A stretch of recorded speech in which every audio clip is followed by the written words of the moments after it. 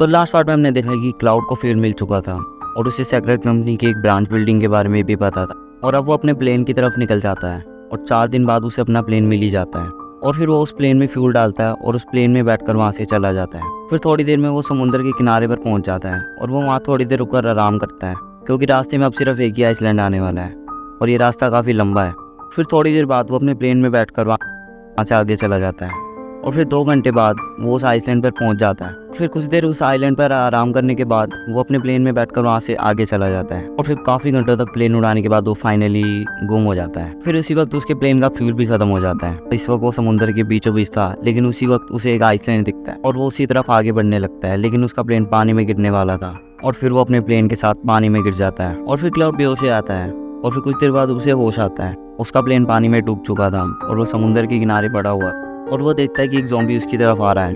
लेकिन क्लाउड बहुत ज़्यादा बुरी तरह से जख्मी हो चुका था और उसका सारा सामान और हथियार समुद्र में डूब चुके थे। और फिर वो जंगल की तरफ भागने लगता है और फिर उसे जंगल में भागते भागते एक विलेज दिखती है। उस विलेज में काफ़ी सारे बैनर्स लगे हुए थे और उन बैनर्स को देखकर क्लाउड कहता है कि ये तो एंशिएंट टाइप के बैनर्स हैं, मतलब कि ये लॉस्ट आइलैंड है। क्लाउड ने एक बहुत बड़ी चीज़ की डिस्कवरी कर ली और इसी के साथ ये एपिसोड यहीं पे ख़त्म हो जाता है।